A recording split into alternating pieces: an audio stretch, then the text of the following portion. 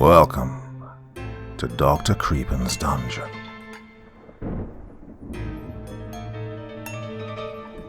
Well, you know what they say. Once you light a campfire, everyone's a storyteller. As we'll see in my case this evening, 3 stories told around the campfire. Now, later on, we have 2 terrifying tales of horror from Brains, 80 Acres and They Knocked. But we begin proceedings this evening with Unmanned by Chad Austin. Now, as always, before we begin, a word of caution. Tonight's stories may contain strong language, as well as descriptions of violence and horrific imagery. If that sounds like your kind of thing, then let's begin.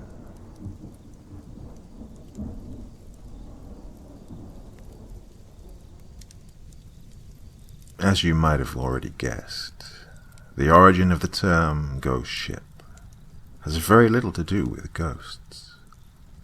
It was used to refer to ships found at sea without crews. In the early ages of maritime travel, it wasn't unheard of to find a derelict whose crew was washed out to sea by a savage storm or ravaged by the plague. In the mind of the superstitious mariner, this suggested all sorts of outrageous stories. Tales of seafaring monsters and sirens luring unfortunate sailors to their doom were all too prevalent, overshadowing the more likely causes of piracy and sickness. I don't doubt the spreading of such ridiculous tales was due in part to those who wished to scare others off the lucrative field of maritime salvage. Even a small ship could net a lucky crew a tidy sum, not including the boat's cargo. Knowing this, how could these silly stories of haunted boats and their spectral crew sound like nothing more than a clumsy attempt to keep you from a fair reward? I could never believe in those sorts of stories. I knew that their kind was meant for children, and not a rational person, like a true sailor should be. But they did interest me.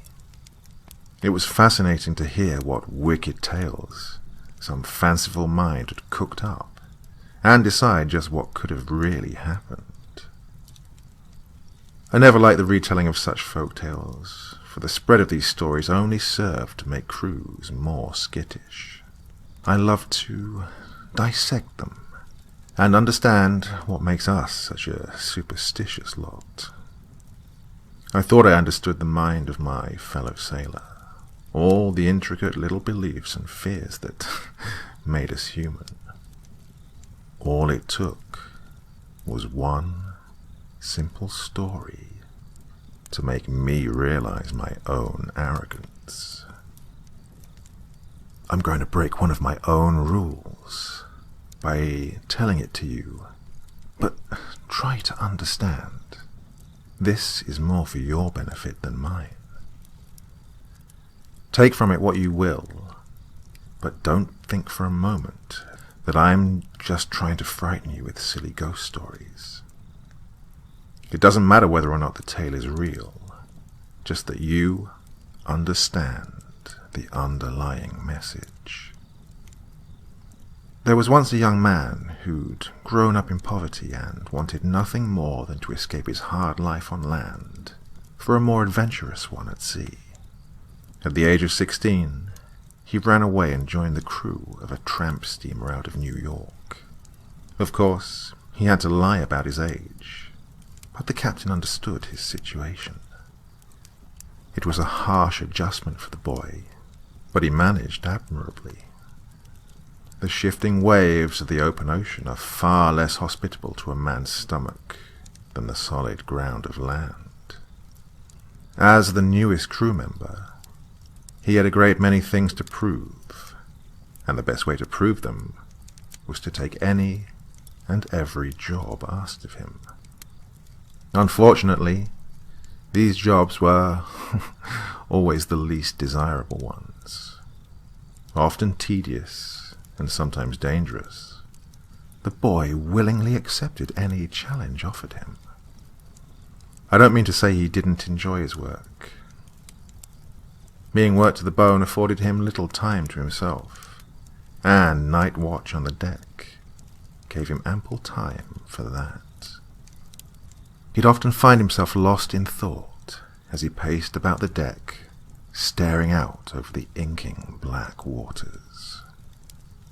There was never anything to see upon the lapping waves but darkness, and it made him feel as if nothing existed beyond what he could see in the ship's running lights.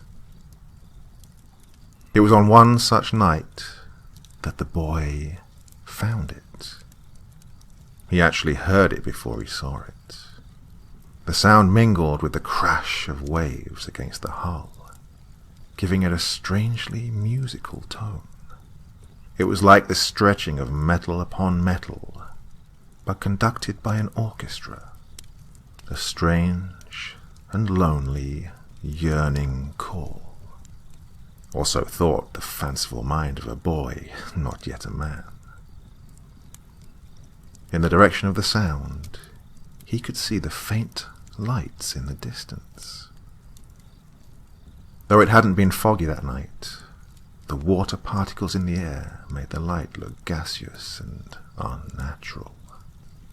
As you can imagine, the boy's fancy was excited by the sight. Though he didn't believe in ghosts or monsters at sea, he was by no means curious. As his ship neared the light, the boy saw that he wasn't looking at his first spirit, but the running lights of a boat slightly larger than his own. Rocking perilously at the mercy of the waves, he couldn't see a single soul on deck. Its surface was covered in rust and the detritus left from waves above the deckline. As it bobbed up and down upon the unforgiving sea, the boy realized the creaking hull of the derelict was causing the strange musical notes. From just a single sight of the thing, he knew something was very wrong.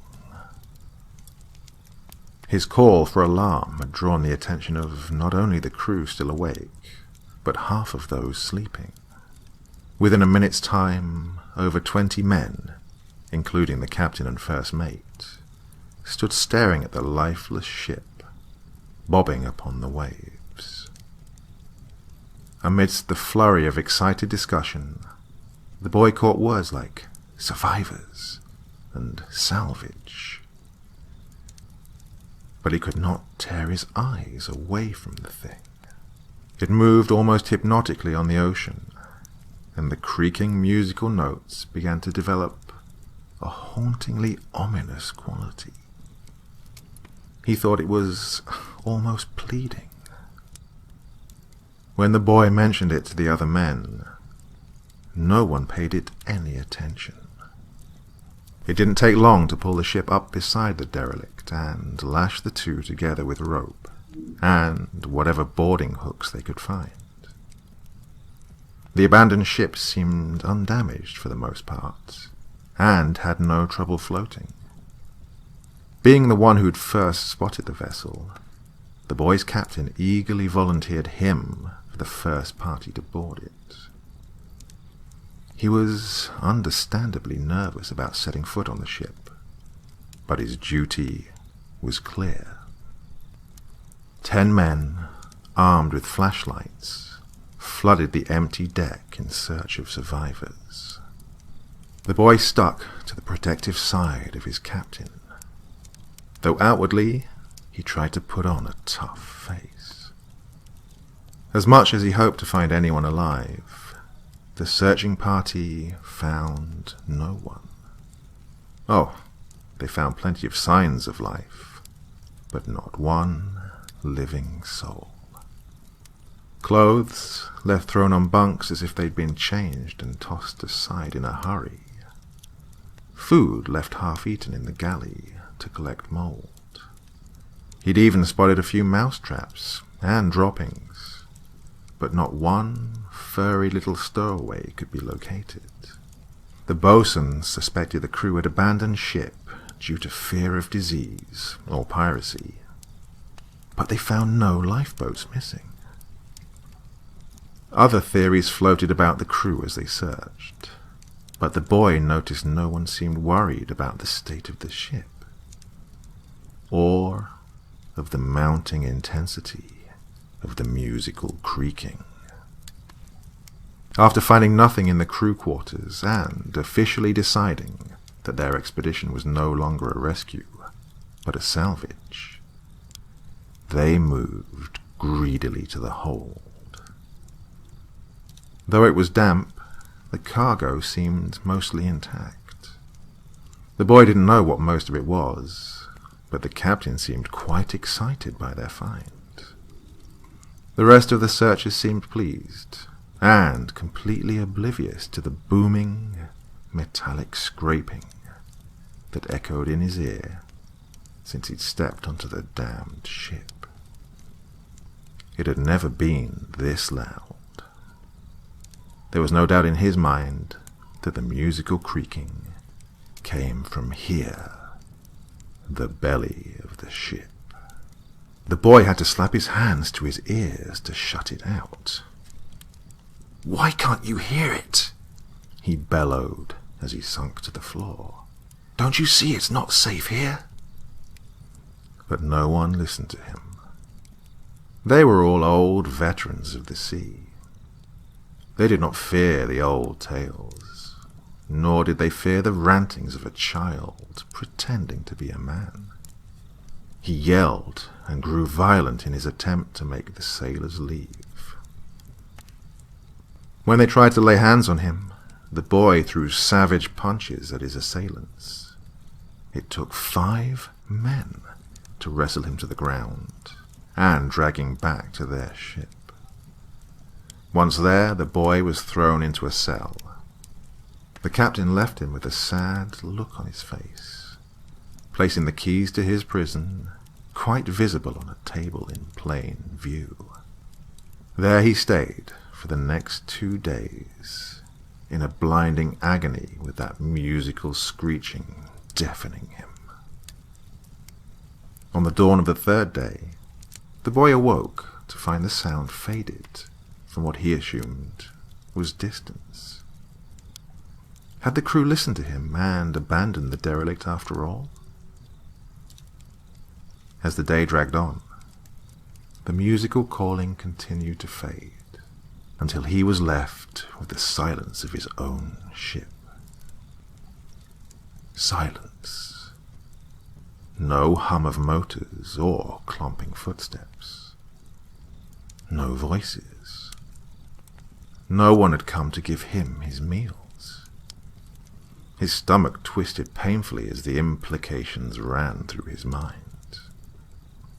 He had to get out. The flimsy frame of his cell's bed came apart easily, offering up a straight metal pole, long enough to hook the table legs.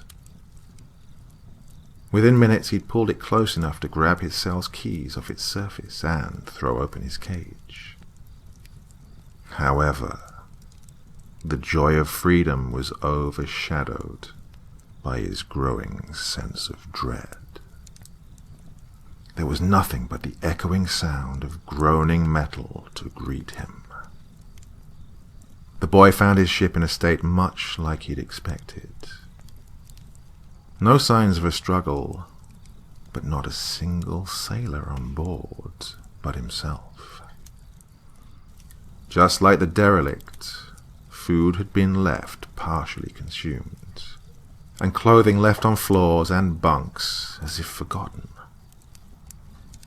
What little he knew of the operation of the ship, he could tell the engines and boiler had been left to idle and eventually die from lack of attention. It was as if his entire crew had dropped everything they were doing and left without a word. 47 men had disappeared and left no trace. The worst of all was that the derelict he'd been so irrationally frightened of had gone. In the yellowing evening light, he could see for miles in all directions, but there was nothing he could see, just more ocean. The boy felt oppressively alone in his empty ship on a cold, uncaring sea. Where had they all gone? Did they take the derelict? But why did they leave him here alone? Was his offense enough that his captain would doom him to death at sea? The boy struggled to find a rational explanation for everything, but rationality was in short supply. Every time he tried to think, that creakingly musical, beckoning sound would play in his head and cloud his mind. As you can imagine, attempting to run a steamer that required a crew of at least 20 by yourself would be an impossible task, but he tried. It was more or less just to pass the time until his possible rescue, and keep his mind from wandering to less productive thoughts. The radio did not reach far enough to effect a rescue, and he had no idea how to tell where he was anyway. All he could do was to tend to the ship and hope. But really, it wouldn't matter in the end. As the days came and went, the waves crashing against the hull began to give him nightmares. It was the music of the sea, the incessant drumming of the waves, the piping groan of the hull in protest, and the sad, lonely song of the wind. It all sounded so familiar to him, and, as he realized why, the song had begun to invade his waking world. The lonely, beckoning song of the derelict, but this time heard from the beginning and coming from his ship. It wasn't fear that made him turn off the ship's running lights and destroy its beacon. It wasn't fear that drove him to pile as much food and fresh water as he could comfortably fit into his cell, lock himself in, and throw the keys over the deck. No, it was resignation. So now, you understand why I can't open this door, and why I couldn't tell your captain what happened to the rest of my crew. If I seem calm, it's only because I know there's no helping what will become of me. You've heard the song. I know you have. I can see it in your eyes. You've all heard her lonely call, whether you realize it or not. But I can tell you will understand. If you truly want to know what happened to my fellows, then by all means stay. I suspect I shall join them soon. I have no doubt you'll never hear word from the derelict or my crew again. And anyone who stays on this vessel will likely disappear as well. Laugh if you like. Call this a silly ghost story. It doesn't matter in the end. But if you want to avoid my fate, then you and your mates need to leave this damned ship. You're probably wondering what brought this curse upon our heads. I did. Was it something in the hold of that devil derelict? Was it something in the air? Or was it really a ghost, ravenous for the souls of the living? Like I said, I don't know myself, but I have my suspicions. I'm sure you do as well.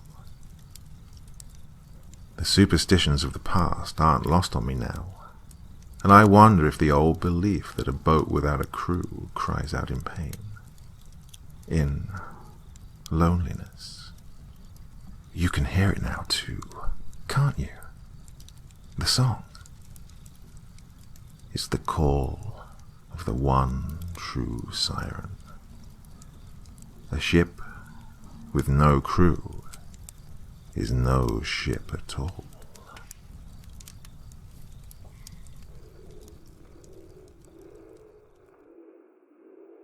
Attention listeners across the galaxy, all the way from Australia to Houston. Do we have a pew problem? Well, if so, our friends at Manscaped have cleared you for takeoff with their 4th generation brand new Lawnmower 4.0. It's time to kick your pubes to the next planet with the Performance Package 4.0. The orbits in your pants will feel like you're in zero gravity when you use the best tools for the job from the leaders in male grooming. So, join the 2 million men worldwide who trust Manscaped and get your rocket ready for takeoff by going to manscaped.com for 20% off plus free shipping with the code CREEP. That's C-R-E-E-P. Are you ready for an out-of-world experience, fellas? Well, look no further than the Performance Package 4.0 from Manscaped that has taken off in not only the USA, but also Canada, the UK, across Europe, Australia, South Africa, and even Singapore. Inside this package, you'll find their Lawnmower 4.0 trimmer, the Weed Whacker ear and nose hair trimmer, the Crop Preserver ball deodorant, Crop Reviver toner, performance boxer briefs, and even a travel bag to hold your whole solar system. So don't delay. Get 20% off plus free shipping with the code CREEP at manscaped.com. That's 20% off plus free shipping with the code CREEP at manscaped.com. Your dick and balls need some help. For a clean trinity and beyond, your space balls will thank you.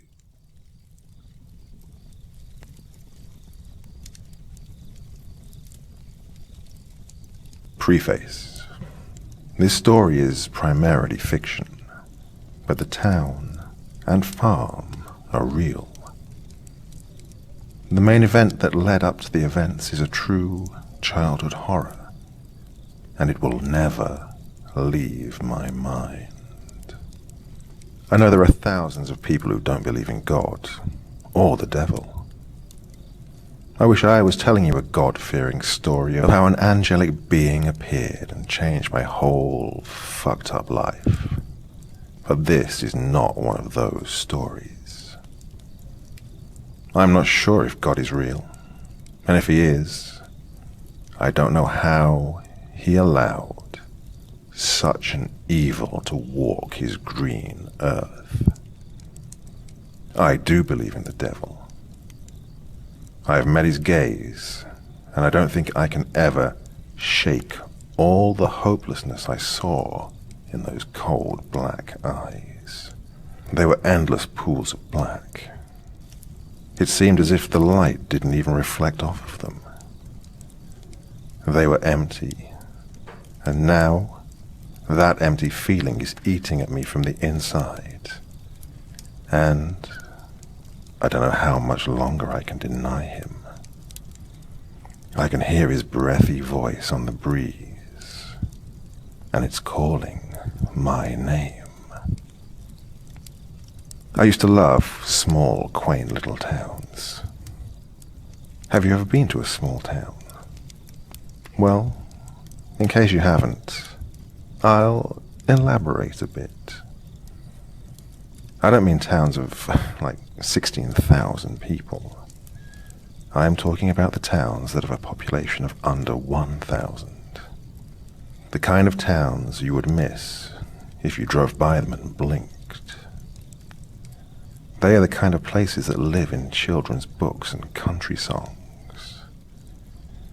Towns where everyone knows everyone, and most of the population is stretched out over miles of rural gravel roads. Can you picture it yet?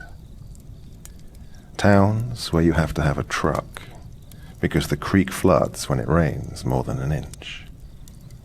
In the wintertime, these roads remain blankets of white, as there are not any plows to come to the rescue. Unless the neighboring farmer has a tractor and is feeling generous. I grew up on an 80-acre farm in a small, quaint town called Silver. This town is not much of a town. I can only imagine that it is considered a town at all because of the local post office and the handful of police officers. I have fond memories of the farm, regardless of the events that have recently occurred. I still can't say I have a hate for that place. My grandparents purchased that land and worked hard to get everything they had. They were God-fearing people, but they didn't necessarily go to church every Sunday. I do recall my grandmother having Joyce Myers on TV when I'd get up most Sunday mornings. My grandparents helped my father raise me, as my mother was in and out of the picture. They were like my second parents. They made me who I am today, and I miss them dearly. I truly think they are what helped keep the darkness away. Before I can get into the present, I need to talk a little more about my past. My parents had their problems, and I could write a whole book about the things that should have and would have been. I do believe that negative actions can let negative things into your daily life. And this rule helps spark these events.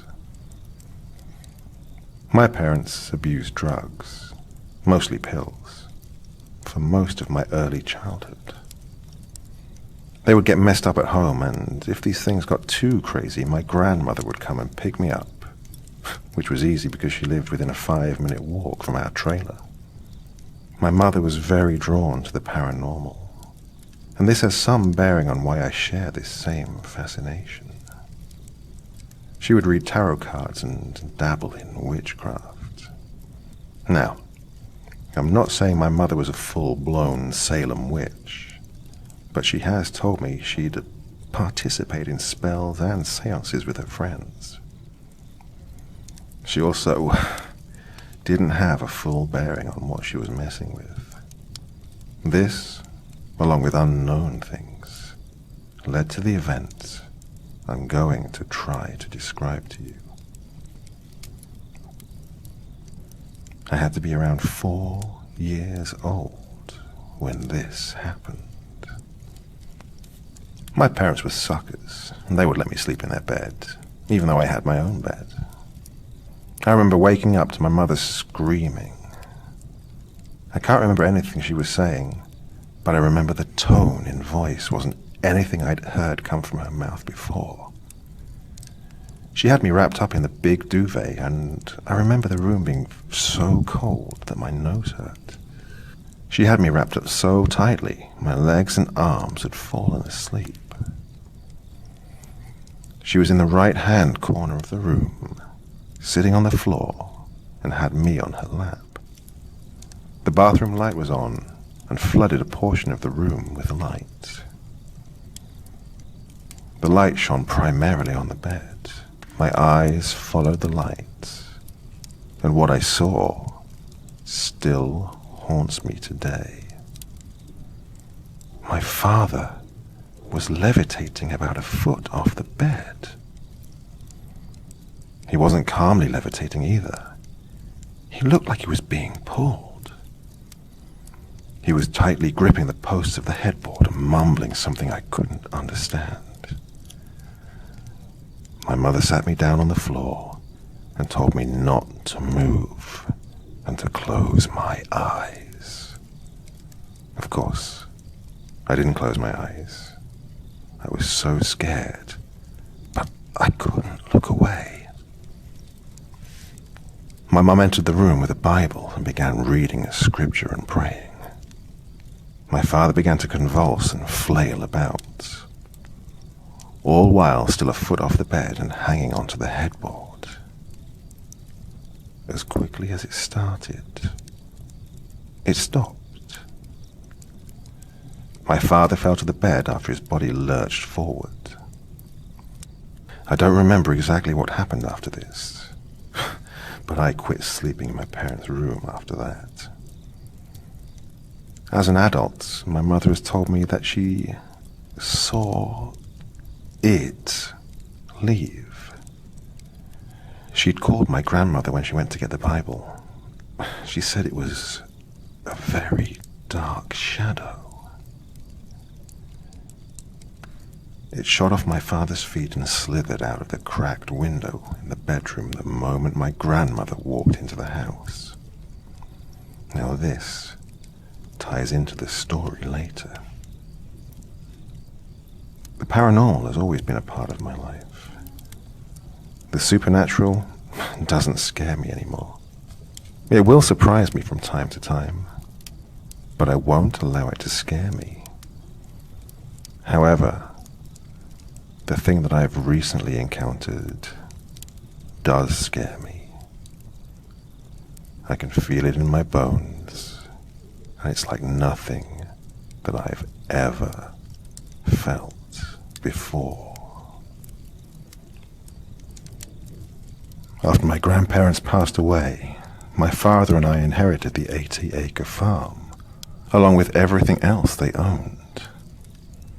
I came down from the city to help my father go over paperwork and get all the affairs in order the day I got the news that my grandmother was gone. It was a happy and sad evening. We stayed in the house that night. We laughed and cried and told stories about the good old days. The house didn't feel eerie at all. In fact, the feeling of the house didn't change until my grandmother was laid to rest. I really think her spirit stayed with us over that week and left after she saw we were going to be okay. And her remains were next to my grandfather. After the funeral, the family all came back to the farm, and we ate and reminisced. With each person that left, the house got colder. I don't mean cold as in temperature. It's as if the atmosphere just began to change. My father was the last person to leave. He helped me clean up and, as he was leaving, offered for me to stay at his house. I had a bad feeling about staying at the farm, but I declined and said I would be fine. He stood there and looked like he wanted to say something to persuade me to leave with him, but he didn't. I walked him out to the truck and waved goodbye to him. I stood in the opening of the garage door and lit a cigarette. I hadn't smoked for weeks, but this week had earned me a few smokes. The floodlights were drawing what seemed like 1,000,000 bugs to the area I was standing in. I swatted a swarm of them out of my face and went to the garage and flipped off the light. It was so dark. If you've never been in a rural area at night, you're missing out. You can see stars you didn't even know existed. I felt like I could see entire galaxies out there. But when I turned the light off this time, I didn't feel adventurous. I felt scared. I questioned myself. Why are you scared? You grew up here. You've been in this yard when it's dark too many times to count. But there was an uneasy feeling in the air. I flipped my cigarette out onto the gravel driveway, and right as I hit the button to close the garage door, I heard something scrambling around on the tin roof of the garage. I hurriedly opened the door that led into the living room and locked the door behind me. As the garage door was closing, I saw a glimpse of what looked like something's legs. I closed all the blinds and triple-checked that every door and window was locked. I went to the interior pantry and grabbed one of Grandmother's shotguns and grabbed a handful of shells from the shelf. I loaded the gun, sat down on the couch, and listened. I was holding my breath to see if I could hear anything. I didn't hear anything at first. Then I heard a thump on the roof, and then footsteps. I felt my eyes welling up with tears of fear and anger. Then I heard a scratching sound, and it sounded like sporadic claws being dragged along the siding and roof of the house. I even heard a sharp squeal of what sounded like something metal and sharp being run across the windows of the living room. I felt a tear slide down my face. I wanted to call my father, but I didn't want him to be in danger. I didn't know who or what was out there. The cops wouldn't be able to get here for a while, and then they would probably tell me I'd been in the city too long and it was just the sounds of the country. I don't really know what happened at this point, but I woke up on the couch around 6:30 a.m. The sun was shining through a crack in the blinds, but the house still felt heavy. I unloaded the shotgun and put it back in the pantry. I grabbed my keys and my purse and hesitated a little when I went to hit the garage door opener. The door mechanically squealed open, and I cautiously walked outside. I fumbled for my pack of cigarettes and lit one and walked out into the sunlight. I walked to the side of the garage to get into my car when I noticed a strange set of prints on the ground. I still really don't know how to describe them. They kind of looked like hooves, but that would be impossible. I then decided it had to be a large cat, and the dry ground had distorted the tracks, and that had to be what was messing with me the prior evening. I went to my father's house and didn't mention anything that had happened. We still had a few things to take care of around the farm. The fields needed to be mowed, and most of the items in the house were going to need to be packed up. So, he rode back to the farm with me. When we got back to the house, I saw something lying in the driveway. I stopped a few feet away from what it was, and my father got out first. It was a lamb. A mutilated lamb. My father looked it over and then went to the garage and grabbed a large trash bag. "Looks like a stray dog chased this guy from someone else's property," he said, while shaking his head. I knew no one kept sheep near us, and our land didn't border anyone else's land. But I know my father was just trying to justify the clearly odd situation. We worked around the house and were about halfway through the packing and cleaning. We both flopped down at the kitchen table and started to chat. I glanced out of the window and didn't realize how dark it had gotten. I mentioned that we should head back to his house.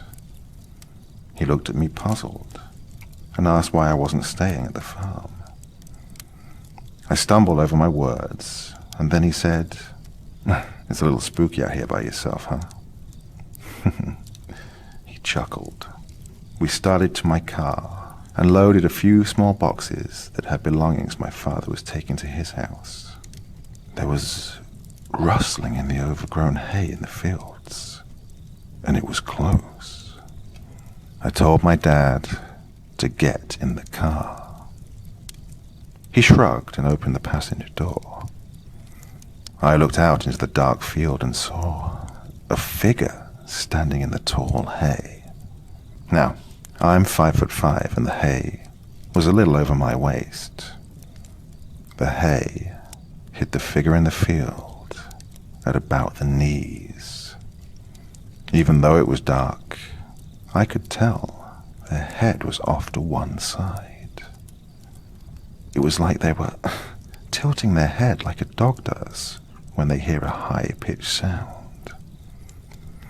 The figure was very thin and had something on its head. I just couldn't figure out what it was. My father started to get out of the car, but I locked the doors and slammed my foot on the accelerator. Gravel hit the still open garage and a cloud of dust trailed behind the car. My father was yelling at me, asking me what I was doing. I looked out my car window and saw that the hay was swaying behind the car in the field next to me. The thing was chasing us. I could see that in the moonlight that it had horns, but not like our local deer. I couldn't place them. I turned my eyes away and my father was staring out of the passenger window. He tapped me on the shoulder, and I turned my gaze to the right. Out in the woods that met the fields, there were sets of eyes. I don't mean 2 or 3. I would say 60 or more. I can't be sure, but it looked like hundreds. My father didn't speak until we were in the house, with the door locked. After speaking about what it could be, we decided it had to be a deer that was running by us. The eyes must have just been a trick of the moonlight. The next day, my father and I reluctantly headed back to the farm. The tension in the air was almost tangible. After working on packing, my father and I sat out on the back porch and looked across the golden fields. "Let's take a walk," he said. I unwillingly dragged myself from my seat on the porch. I told him to hold on and ran inside to grab my boots. We started to head back to the entrance of the fields that all of the outbuildings were on. As we were walking through the fields again, talking about my grandparents, we caught a waft of something rancid. Now, as you've gathered, I grew up on a farm and have come across dead animals in the field before. My grandfather was an avid hunter and fisherman, so I'd smelled some pretty terrible smells. But this wasn't like anything I'd ever experienced. It smelled like rot, blood, trash, and sewer. I started to gag, and my father put his hand over his mouth, but soon followed my reaction. We walked towards the smell. We were standing on an open, relatively flat piece of land. My boots hit something metal under where we were standing and made a hollow ping sound. My father looked down and then looked at me with a perplexed look on his face. We kicked away the cut hay that had been laid over the area. It revealed a large square metal plate. "Have you seen this before?" I questioned. My father didn't say anything. He just shook his head. We stupidly decided to move the metal plate, because that's a good idea, right? When we did, there was an incredibly deep, round hole, almost like a well. It was dark even in the bright afternoon sun, The horrid smell was the first thing that hit us. It was like a forceful wind of putrid air. My father and I just peered down the hole. Then we heard a chuckle. It echoed from the hole. I started to back up when I saw something in the darkness. Then we heard a scrambling around, like something was coming out of the hole. We started to run, but we stopped, entranced by what was happening. All I can remember are the eyes, all black and sunken into a thin face. I see those eyes every time I close my eyes. I was now on my hands and knees and was leaning into the hole with my eyes glazed over, according to my father. My father bellowed, "Move!" and his voice snapped me out of my trance, and I hurriedly crawled away from the hole. My father somehow lifted that metal plate and slammed it down on the hole, and we heard a screech unlike anything we'd ever encountered. It was like a barn owl and a panther, but it was so haunting and loud. I put my hands over my ears, and my father grabbed my arm and basically dragged me to my car and threw me into the passenger seat. We drove in silence, other than the sound of my labored breathing. When we got to his house, he put my bags in the car and told me I needed to go back to the city as soon as possible. He continued to tell me that he didn't know how that hole got there, or what the fuck was going to come out of it, but that he had seen those eyes before. He told me the night he levitated, he saw a shadow at the end of the bed, and it had a hold of his legs, and it had those same eyes. I returned to the city that very evening after I'd calmed down. It's been a few months since this all happened. I think this thing that had possessed my father is coming after me. My grandparents are gone, and there is no one here to protect me. I was looking in the mirror the other day, and I swear I saw my eyes change for a second. I saw those cold, dead eyes staring back at me. I don't know what is going to happen to me, but I know that if you see an 80-acre farm for sale in Silver, don't buy it. Please, don't. No matter how much it appeals to you.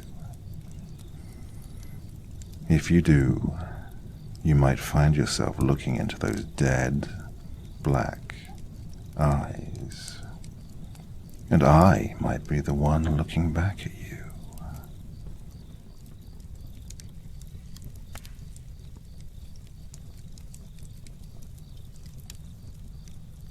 I think I'm just going to open my front door and let them in. At this point, I'm not sure if there's just one of them or a whole group. The knocking constantly rings in my head, even when they're not present. The knocking varies in severity. Sometimes it's no more than a quiet tapping, and other times it sounds like a battering ram is being used on my front door.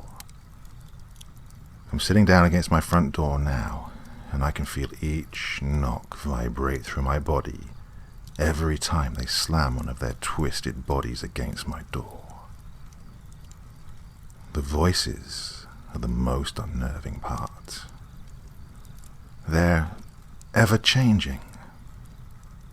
Sometimes I hear a child's voice, and sometimes the voice is so low and full of bass that I can barely make out the words that are being said. Sometimes the voice will be a gentle whisper, and other times it is a violent, hateful shouting. This has been going on for the past week. They repeat variations of the same phrases during their knocking. Let me in. Let us in.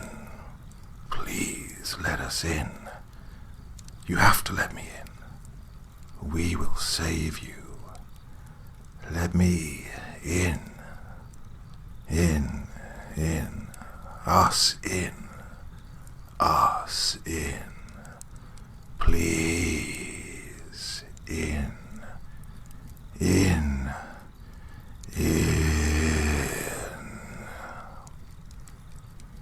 I just recently purchased a house on the outskirts of St. Louis.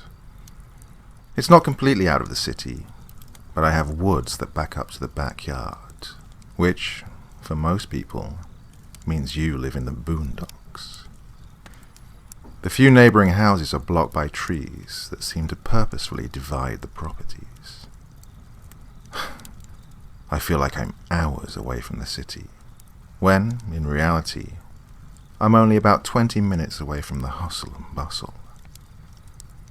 I was standing in the yard anxiously waiting for my realtor to arrive with my key.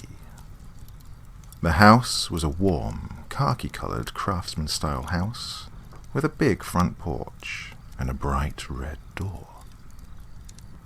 I don't know why, but I've always wanted a house with a red door. It just seems so inviting. The shutters were a dark brown, and that red door was the focal point. I dug in my purse for a cigarette and started to walk to the backyard. The yard had a 7-foot privacy fence that went all the way back to the woods behind the house. There was also a wraparound deck that had been freshly stained a deep mahogany colour. I took a deep inhale from the cigarette and watched as the exhaled smoke swirled up into the colourful early morning sky. As I walked towards the side gate that led into the backyard, I couldn't help but stare into the woods. I found it odd that the woods seemed so dark, even though the sun was casting its warm yellow light on everything else. I'm not sure what it was that seemed to be metaphorically calling me, but I started to walk slowly towards the woods. I jumped as I felt a hand gently grab my arm from behind me. I let out a yelp and spun around to find my realtor. She was a petite woman in her 60s and was wearing a colourful suit skirt number. She looked at me over her glasses and, for a moment, I saw concern in her grey eyes, but that quickly left. "Didn't your mother ever tell you not to wander off into the woods by yourself?" she asked with a seemingly forced chuckle following. "You scared me to death," I said, now laughing myself. She smiled and her eyes appeared to be focusing on me, but she seemed to be looking past me. She looped her arm through mine and dangled the key in the air between her thumb and pointer finger. I gingerly took the keys from her and woohooed into the air. I felt like a kid in a candy store. I gently broke free from her and ran up to the door. I dropped the key the first time. I was so excited. I put the key into the deadbolt and turned it, and paused a moment before I opened the door. I walked into the house and breathed in deeply. Everything had just been cleaned. The dark grey hardwood floors looked like sheets of glass due to them having been freshly waxed. Everything was perfect. I turned to see my realtor coming back from her car with a bottle of wine in the crook of her arm, and 2 dainty glasses in her opposite hand. I waved her in, and she made her way to the kitchen. She sat the bottle of wine on the counter and said, "Ha! Champagne is overrated," through a grin. She pulled a corkscrew from her pocket and handed it to me. "I'm afraid my strength isn't what it once was," she smirked, and I quickly opened the bottle and poured each of us a glass. It was nearly 8 a.m. in the morning, but in celebration of me buying my dream home, I thought a glass or 2 was fitting. After sipping on the glass of wine and chit-chatting for 10 to 15 minutes, my realtor said that she had, unfortunately, an early showing with some very snarky clients and couldn't afford to be late. I shook my head in understanding and walked her to her car. As she got in her car, I saw her stare into the woods. "Do be careful out here, my dear," she said, and gently squeezed my arm before completely getting into the car. I thought this was odd, as she knew I was originally from an area much more rural than this one, and I was very comfortable in this setting. She sped off rather quickly, and I was left standing there with a hand on my hip as I thought about what she'd said.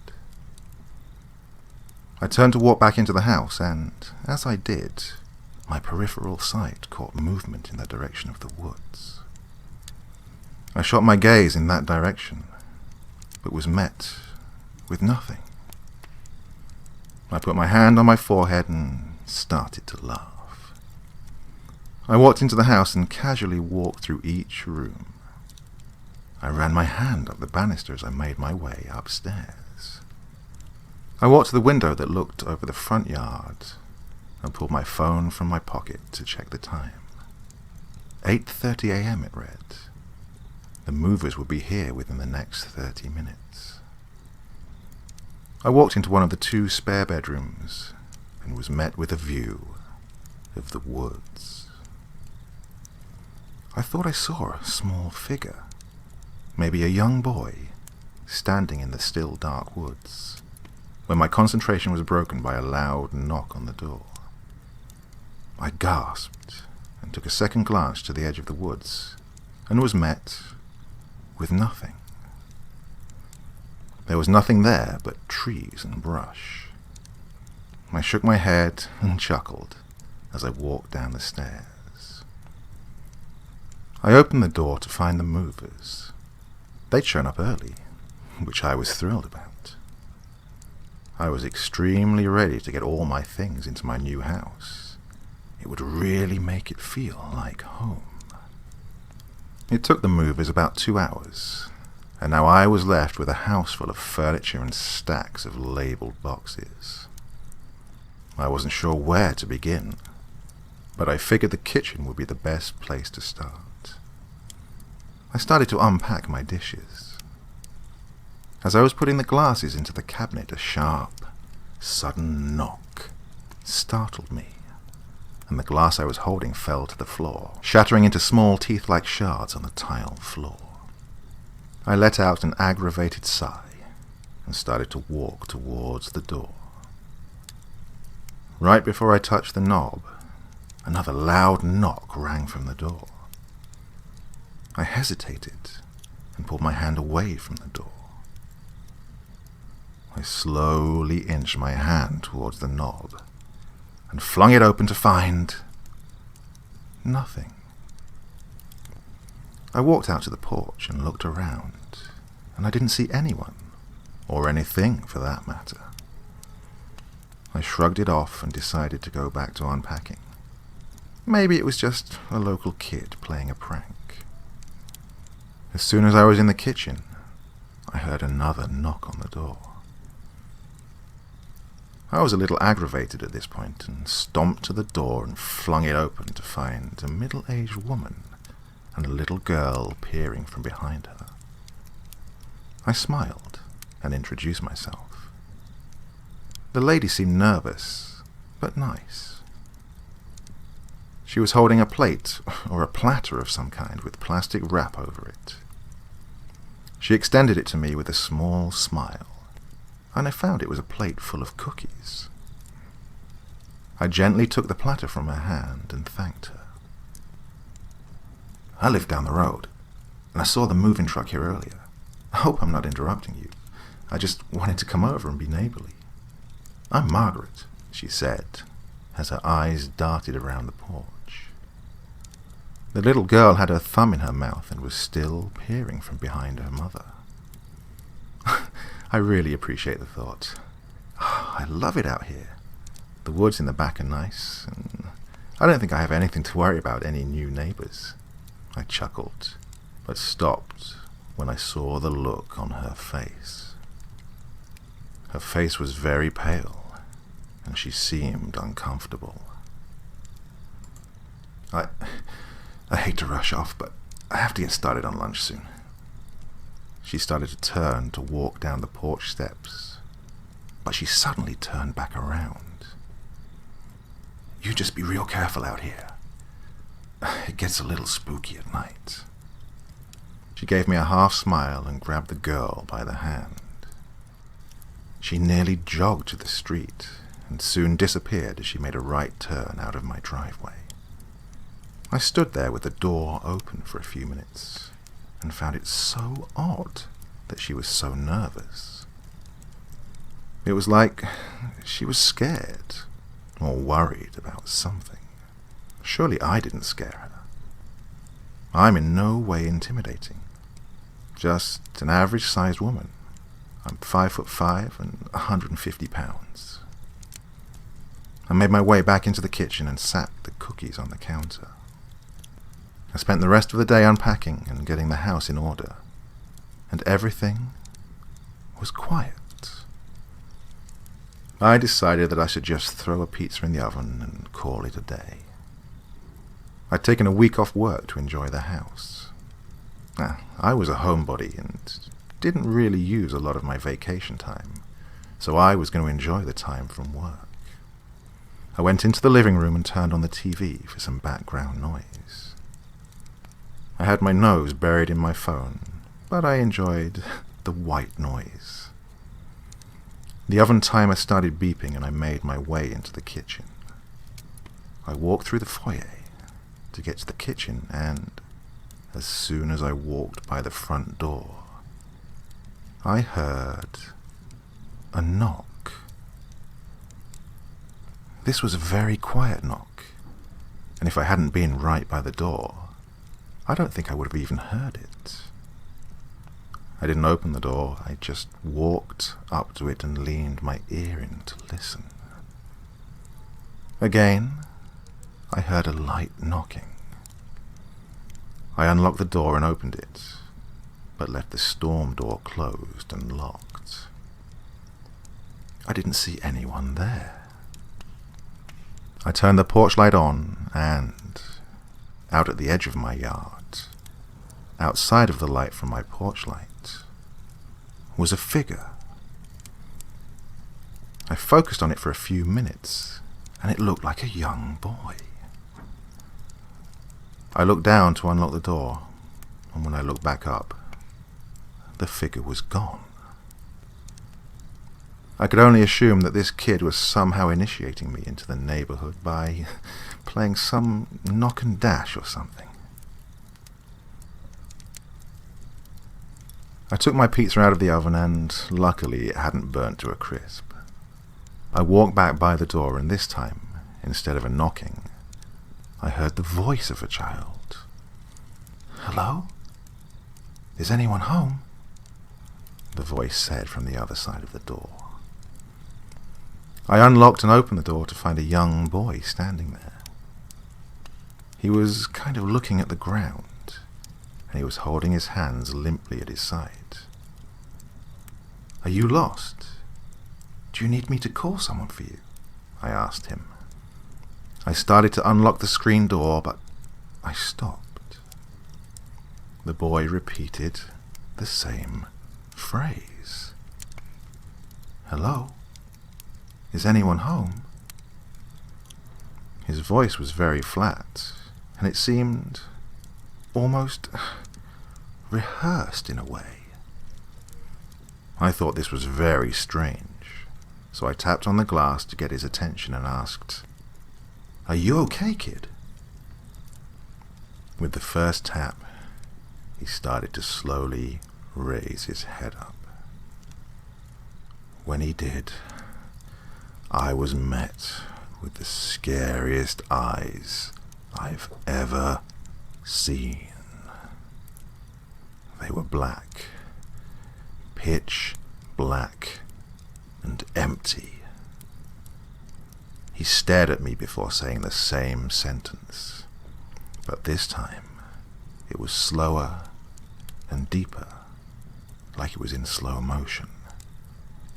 "Hello? Is anyone home?" As he was saying this, a smile was stretching across his small face. I slammed the door shut and quickly locked it. I yelled through the door, now closed, "Kid, just go home. You got me, okay? You pranked me. Now, go home or I'm gonna call the cops." I peered out of the window closest to the door that viewed the porch, and I didn't see any sign of the kid. I sighed and shook my head and slowly walked to the kitchen to cut the pizza. I just couldn't shake how strange the kid was. I've never encountered such a weird kid. Where did he get those crazy contact lenses? What kind of parents does he have? I brushed it all off and decided that I wasn't going to let some bratty, weirdo kid ruin my first night in my new house. The next morning I woke up around 8 a.m., which for me was pretty late. I was used to getting up at 6 a.m. to get ready for work. My bedroom window caught my eye. I hadn't hung any curtains in my house yet, as it was a pain, and I just hadn't felt like messing with it yet. But I noticed that the window seemed awfully dark. I know the blinds were closed, but I could see a shadow through them on the window. I slowly pulled the blinds up, and my jaw dropped. There were small handprints all over my window. They were brownish black. I could assume it was paint or mud. There were so many. They littered my window, only allowing a small amount of light between some of the fingers of the prints. I threw on some jeans and a t-shirt and walked downstairs. I went to the outside of my house to get a better look. I made my way slowly around the side of my house. I walked slowly and looked on the ground for footprints or remnants of paint. I didn't find evidence of anyone being in my yard. I peered up at my window and made a very scary realization that I'd not thought about in my early morning state. My bedroom is on the second story of my house. I got that eerie feeling you get when someone is staring at you, and my eyes shot to the woods. I didn't see anything, but I knew someone or something was there, staring back at me. I made a beeline to the road and started to walk in the direction I'd seen Margaret walking in. I wasn't sure what her house looked like, but I ran into one about a half-mile down the rural road. It was by luck, or maybe fate, that she was outside hanging laundry on the clothesline to dry. She didn't notice me at first, and I called to her as I started to head her way. Her little girl was playing with a doll a few feet away from her. She had a confused look on her face when she saw me, and met me halfway in the middle of her front yard. "Oh, what a nice surprise," she said when we were a few feet away from each other. I nervously put my hands in my pockets and looked at the ground for a few seconds. I was getting ready to speak when she interrupted me. "You've had some strange things happen, haven't you?" I looked at her intently. "How did you know?" She walked closer to me and squeezed my arm. "You need to leave that house." "But I just moved in yesterday," I interrupted with a sarcastic laugh. She shook her head. "I know. I was hoping this time would be different. But I hope that every time someone moves in, you're in danger. You need to leave as soon as you can. I can't help you, or they'll know." She trailed off, and a tear slid down her face. I scoffed quietly, as I didn't know what to say. "Who will know? What are you talking about?" I asked, now becoming a little aggravated. "There are small handprints all over my second-story window, and some kid has been pranking me," I replied in a louder tone. "I'm not putting my daughter at risk. My husband tried to help the last owners and..." She stopped for a second, and I could tell she was choking back the tears. "Listen, I can't help you. I'm sorry, but you need to get out of that house. Just go home and get in your car and leave before it's too late." She turned and hurried across the yard and motioned for her daughter to follow her in the house. I stood there with my mouth slack in awe at what had just happened. This lady has got to be off her rocker. I will admit that what had been happening was strange, but I wouldn't let some punk kids chase me off. I stomped home, mumbling to myself. I'm sure I looked absolutely crazy. I hope I did look crazy. Maybe it would scare these stupid brats and they would just leave me alone. I went down to the basement of the house and dragged my power washer up the stairs and rolled it to the side of the house. I looked up at the window and my blood started to boil. I turned the power washer on and sprayed the window. And to my surprise, the prints were slowly coming off the window. The dark brownish-black liquid dripped slowly down the side of the house. After getting the weird, sludge-like substance off the window and the side of the house, I lugged the power washer to my porch and dug in my pocket for my smokes. I inhaled deeply, and my stress started to decrease a little. The rest of the day was, thankfully, uneventful. However, as the sun started to set, things started to change. The normal night sounds of crickets and peeper frogs were absent. I was sitting out on the back deck smoking a cigarette and rolling the events of the day over and over in my mind. None of what I was experiencing, or how people were acting, made sense to me. Why was everyone telling me to be careful? This was one of the lowest crime areas in St. Louis. I threw my head back and exhaled the cancerous smoke from my lungs. I threw my head forward suddenly and, as I did, I heard a loud thump, and then a dragging sound starting at the back of my privacy fence that met the woods. It sounded like something big and sharp being dragged down the fence. And then it stopped.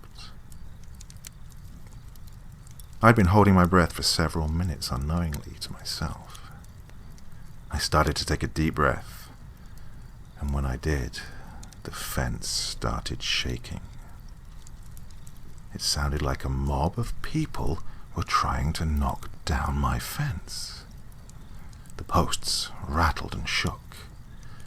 It reminded me of what would happen in an earthquake, only the earth was still.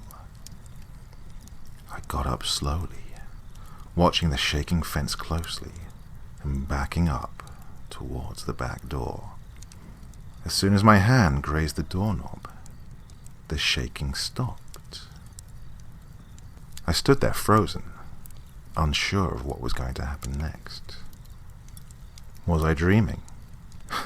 or just going crazy. Then a boy leapt up from the other side of the fence and balanced in a crouching position on the thin fence post.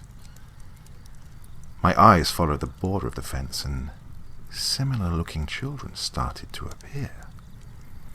They seemed to be leaping up from the ground to the top of the fence, which was impossible. My fence was 7 feet tall. They were both boys and girls.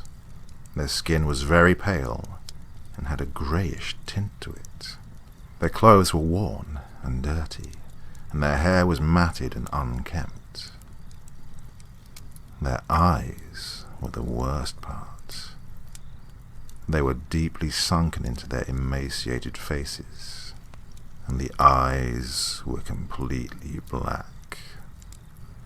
They all sat there, silently. I don't even think they were breathing, but I can't be sure. The boy closest to me was the one who was at my door last night. I still had my hand on the doorknob, and I knew I had to make a quick decision. I didn't know who or what these kids were, but they were not normal. I decided that I would open the door as quickly as I could and then run inside, lock the door, and call the cops if things escalated. I did this all in one swift turn of my wrist, and as soon as the door creaked open, the boy closest to me grinned and leapt off the fence and cleared the 7-foot gap from the fence to the deck. I barely had the door closed when he slammed into it. He had his face pressed up against the glass, and he was banging on it and screaming. It wasn't like any sound I have heard a human ever make. The shrillness of the scream brought me to my knees, and I put my hands over my ears and started to yell, "Stop!" over and over. As quickly as this happened, the screaming came to an end, and I could hear the children murmuring. I removed my hands from my ears and held my breath as they were speaking quietly. "Miss, please let us in. Let me in. You have to help us. Don't you want to help us?" It sounded normal at first, but then their voices started to distort and change, and every child seemed to be speaking on a different octave, but all in unison. "Let me in. You have to let me in. I'm hungry. We just want to chew your skin. Please, miss." Then the knocking started. It wasn't just at the door, though. It was everywhere. It was on the walls, the roof, the doors, the windows. Between the knocking and the words, "Let me in," and "Let us in," would come through. I crawled over to the kitchen island and sat behind it. I couldn't be seen in this position, and I pulled my knees to my chest. I fumbled in my pants pocket to get my phone. I typed in the numbers 911 with a shaking hand. The line rang once, twice, and then there was static. "Hello?" I stuttered out. "They're not going to be able to help you." A unison of children's voices came through the speaker. "They're not coming. No one can help you. Let me in. In. Let us in." Then the phone cut to an ear-shattering static. I dropped my phone and I started to yell, "Why are you doing this?" over and over. Tears started to fill my eyes and mascara trailed down my cheeks. I covered my ears and started to repeat in a whisper to myself, "This isn't real. This isn't real." It was the last thing I remembered about this night. I don't know when the knocking stopped or when I fell asleep. but I woke with a start, lying in a ball on the kitchen floor. My back and neck ached, and I let out a quiet moan as I rose to my feet. I placed my hand on the small of my back and slowly walked to the counter to make some coffee. What the fuck was up with those kids? I thought to myself. I hate to call them kids, because I knew they were so much more. Perhaps some old evil was merely taking the form of something innocent. My next thought was, what the fuck am I going to do?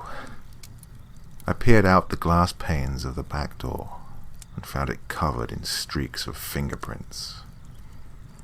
I shuddered as I replayed last night over and over in my mind. I grabbed a cup of coffee and slowly unlocked my door. I waited for a few seconds and peered out of the window. I didn't see any sign of movement other than a few birds fluttering from one side of my fence to the other. I cautiously opened the door and again waited for a few seconds. I didn't see anything, so I continued outside. I left the door open and stayed within a few feet of it. I stared into the woods, and some of the branches of the tree closest to the fence rustled. I squinted to make out the outline that was barely visible. The woods were so dark, it was like night never left them. I started backing up to the door, the cigarette barely held in the tips of my fingers. There was the boy. He was standing on the thick branches of the tree. He stared at me with a cold look on his face, the kind of look a predator has when it looks at the prey. "Screw you!" I screamed, not caring if my neighbors heard me or not. The boy started to laugh. It started as a childish giggle, but soon changed to a dark, throaty, bellowing laugh. I backed slowly into the door and slammed it shut and locked it. I went to sit my cup down, and I nearly missed the counter, and scrambled to correct it and shakily sat it down. I thought about calling the cops again. But what were they going to do? What are they going to say when I call them and tell them I have little demonic children harassing me? God, I almost laughed at this thought myself. Then another thought hit me. A priest. I could call a priest. That's what people do in the movies, right? I grabbed my phone, and after a short Google search, I called the closest Catholic church. An elderly man answered. I could hear his voice and his age, but it was warm and caring. "How can I help you?" he robotically said, as if he'd said it 1,000,000 times before, which I'm sure he had. I need help. I have something demonic or paranormal going on at my house. I didn't know what else to do. I stammered. "Calm down, my child. The church is always willing to help an individual bless a house to get rid of the darkness. What is the address of the activity? I can see if we can arrange a blessing," he replied warmly. I replied to him with my address, and the line went quiet for a few seconds. "Hello?" I asked to make sure I wasn't experiencing the same interference I'd faced last night. "Oh, I'm still here, my child, but I'm afraid I can't help you. We've been to this address on multiple occasions, and the evil that lives there cannot be defeated. I can only give you my advice. Leave that place now. I'm sure the activity is already escalating at an alarming rate. I don't need you to tell me what's happening, as I already know." It's always the same. Strange children who stay in the darkness of the woods during the day. I can assure you, those are not children. I cannot say it enough. Get out of there now. May God have mercy on your soul if you choose to stay. You will not win this battle. After this, the line clicked, and I was met with the drone of a dead phone line. I just stood there with my mouth open, and I started to hyperventilate. My head started to spin, and I stumbled to the living room and flopped down on the couch. My vision started to blur, and that was the last thing I remember. I woke up violently from the couch and took in a deep breath and sat upright. I looked at the clock above the TV, and it said 7 p.m. 7 p.m.? How can that be? I called the priest at 9 a.m. What happened? I jumped up and grabbed my purse and my keys and headed to the car. I ran to the car and fumbled to put the key in the ignition. I turned the key and... nothing. Not a sputter or a click. Just nothing. I slammed my hands on the steering wheel and gripped it tightly in my hands. I reached into my purse for my phone and thought I'd call a friend to come get me. I went to unlock my phone, and the screen lit up for a second, and then it went black. I repeatedly hit the power button, and nothing. My bottom lip started to quiver and let out a spew of very choice words. I then realized that the sun was nearly all the way down. I had to get back in the house. Peered around the yard, and I didn't see any sign of the kids. I opened my car door and took off in a sprint towards my house. I looked to my right, and what I saw made my heart drop. It's the boy. He's running, but he's down on all fours. His body seemed bent in all the wrong places, and he was gaining on me quickly. I took a leap up the small flight of stairs and flung the door open. I turned to look and saw that the boy's face had changed. He was no longer a young boy. It may have resembled one, but his head was twisted all the way round. A big, gaping mouth was at the top of his face, where the eyes would be, and it led down to a nearly non-existent nose, and finally to those fucking black eyes. He let out a screech and leaped towards my arm. His sharp, anglerfish-like teeth sunk into my arm, and I instantly felt a searing pain travelling up the length of my arm.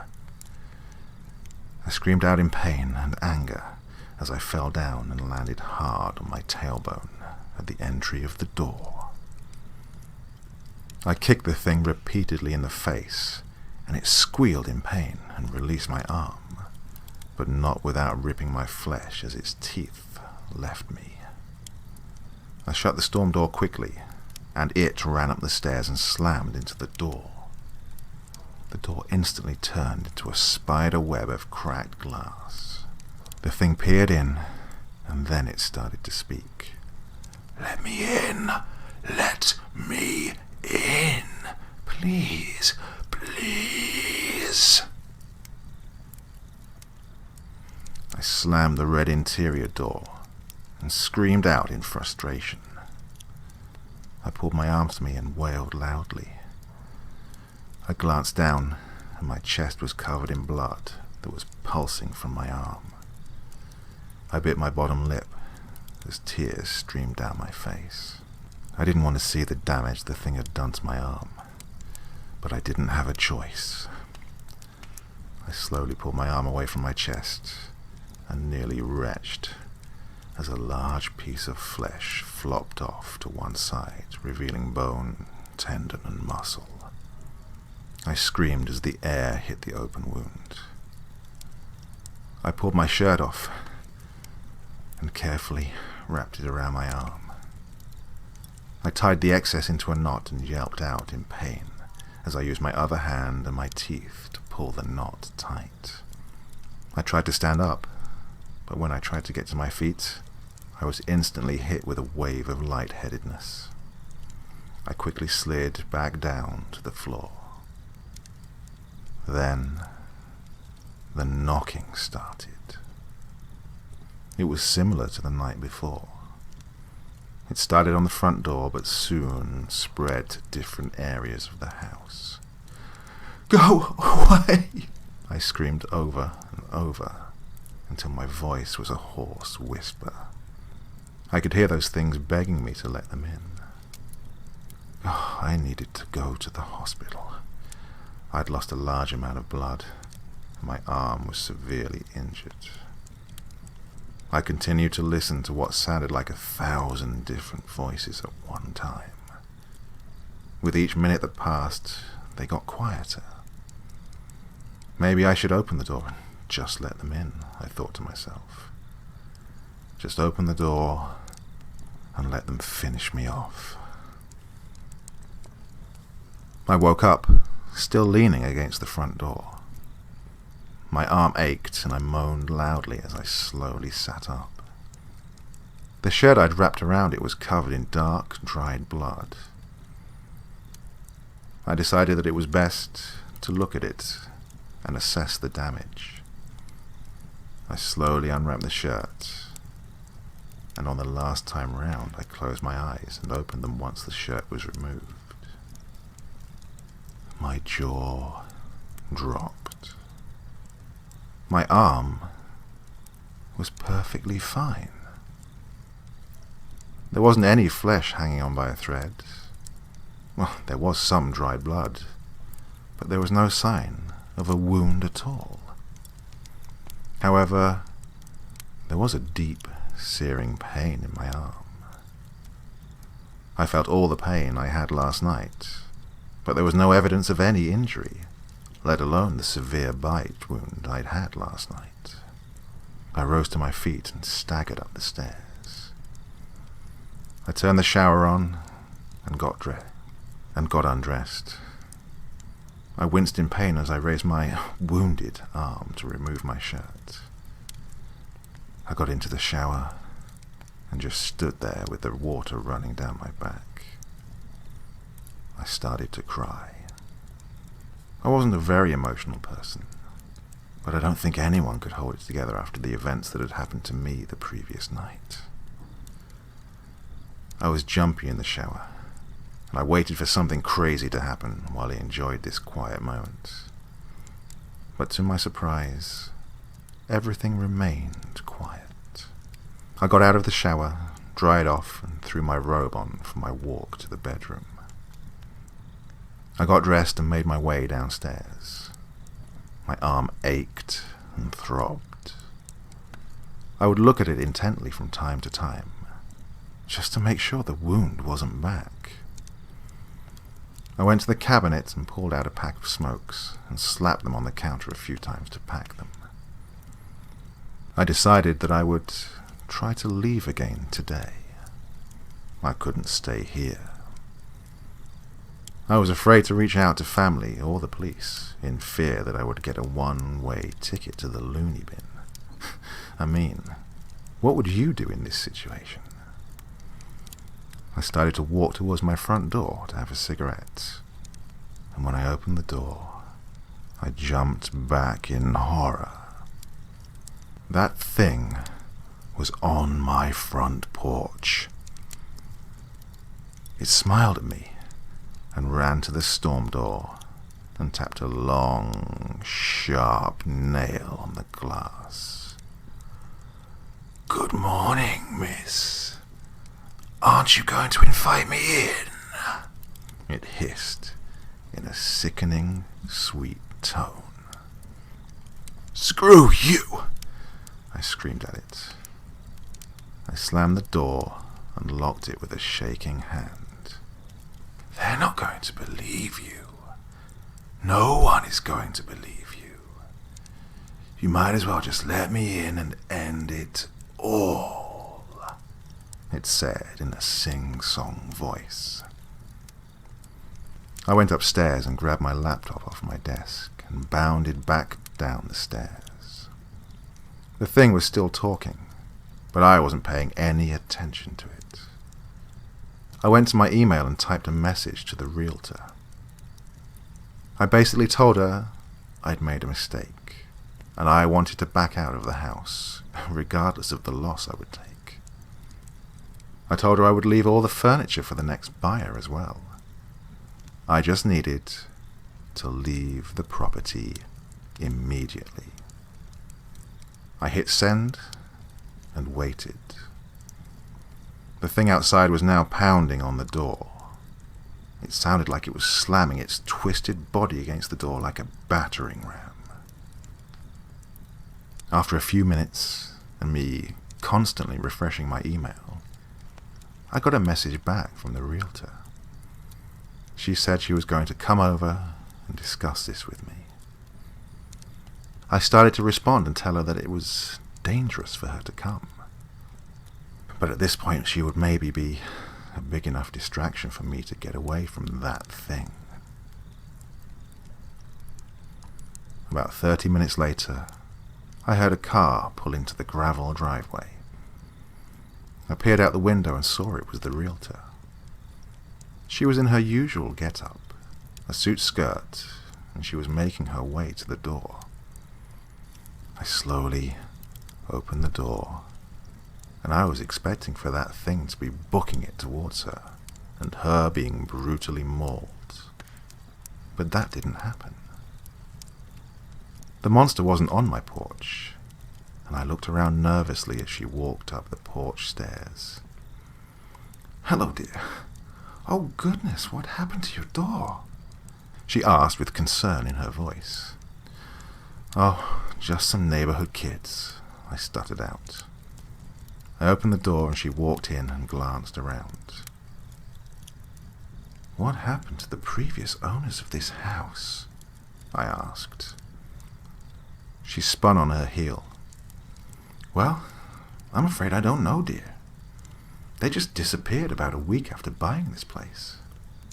Police found some shreds of clothes in the woods, but that was about it. It was such a shame. They had children, and there was no trace of them either," she said with sorrow in her voice. I gulped and shuddered at the thought of what really happened to that family. "I want to put this place back on the market. I made a rash decision moving out here. It's way too quiet," I said with a false laugh following. "There will be a loss, dear. I'm sorry it didn't work out for you. Maybe you need to give it more time." She started to say something else, but I cut her off. "I don't need any more time. I was wondering if you could give me a ride to a friend's house.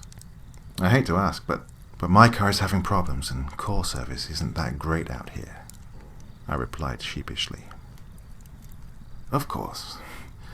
I'm sorry to hear you're not keeping this place. Oh, it's so beautiful out here." She trailed off as she walked around the living room. She dropped me at a friend's house, and I never looked back. I sent a tow truck out to get my car, and sent a moving company to get my laptop and clothes from the house. I didn't want anything else. I didn't ever want to see that house, or those woods, ever again. I bought a loft right downtown with lots of streetlights and people around. I've done my best to forget everything that has happened, but my arm still hurts from the nasty bite that monster gave to me that night. Some days are worse than others, but each day gets a little better. Well, I thought it was getting better. I get those automated emails from my realtor every time she posts a property for sale. I'd been meaning to unsubscribe, but you know how it goes. I was putting a few groceries away when my new email tone chimed from my phone. I walked over, and after a few seconds decided to open it. It was that damn house. I'd been gone for less than a week, and it was already on the market again. They needed to burn that house and all the neighboring woods to the ground. I deleted the email and tossed my phone on the counter. I went back to putting away my groceries, but I froze midway to the fridge and stopped dead in my tracks. I started to hear a persistent knocking on my front door.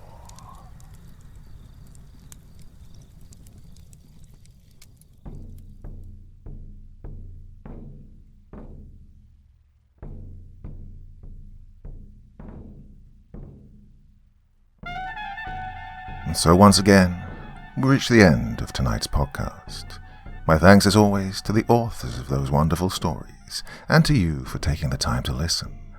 Now, I'd ask one small favour of you. Wherever you get your podcast from, please write a few nice words and leave a 5-star review, as it really helps the podcast. That's it for this week, but I'll be back again same time, same place, and I do so hope you'll join me once more. Until next time, sweet dreams and bye-bye.